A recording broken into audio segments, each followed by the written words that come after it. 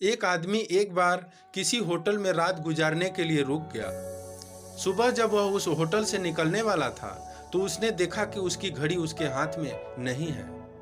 उसने कमरे में घड़ी को खोजा लेकिन घड़ी नहीं मिली। शायद घड़ी कहीं खो गई थी। वह आदमी परेशान हो गया क्योंकि वह घड़ी उसके लिए खास थी। उसे वह घड़ी उसके पिता ने गिफ्ट में दी थी, जिस कारण वह उस घड़ी से भावनात्मक रूप से जुड़ा हुआ था और किसी भी कीमत पर उसे वापस पाना चाहता था, जिस कारण वह उसे खोजने में लग गया। कभी वह अपने बैग में ढूंढता तो कभी कमरे में, कभी खाने के टेबल की ओर देखता तो कभी अपनी कार में। उसने बहुत प्रयास किया लेकिन उसकी सारी कोशिशें बेकार हो गई और घड़ी का कुछ पता नहीं चला।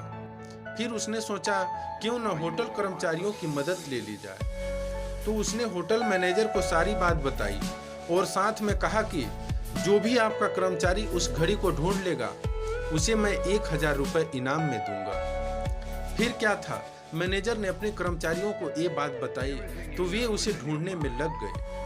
हर जगह अच्छी तरह देखने में लग गए। कभी अंदर कमरे में देखते तो कभी बाहर बालकनी में, कभी कार में तो कभी बैग में, पर घंटों बाद भी घड़ी नहीं मिली। तो लगभग सभी कर्मचारियों के साथ उस आदमी ने भी हार मान ली कि अब घड़ी नहीं मिलेगी। तभी एक कर्मचारी आदमी के पास आया और बोला, सर क्या आप मुझे एक चांस दे सकते हो, पर इस बार यह काम मैं अकेला करना चाहता हूँ। उस आदमी को तो अपनी घड़ी चाहिए थी तो उसने तुरंत हाँ कर दी। उस कर्मचारी ने कमरे के अंदर उस घड़ी को ढूंढा और जब वह कमरे से बाहर निकला तो उसके हाथ में घड़ी थी। वह आदमी बहुत खुश हो गया और उससे बड़े आश्चर्य से पूछा, कहाँ मिली तुमको ये घड़ी? जहाँ हम सभी को यह नहीं मिल सकी तो तुमने इसे कैसे ढूंढ लिया? तो वह कर्मचारी बोला, सर मैं कुछ नहीं किया, बस मैं कमरे में गया और चुपचाप एक जगह बैठ गया और उस घड़ी की आवाज को बड़े ध्यान से सुनने लगा और कमरे में शांति होने के कारण मुझे घड़ी की टिक टिक की आवाज सुनाई दी, जिस कारण मैं उस आवाज की दिशा की ओर बढ़ा तो मुझे ये घड़ी बिस्तर में तकिए के नीचे मिल गई। दोस्तों, कई बार हम अपने प्रॉब्लम के कारण इतना परेशान हो जाते हैं कि हमें उस प्रॉब्लम का सलूशन नहीं मिल पाता।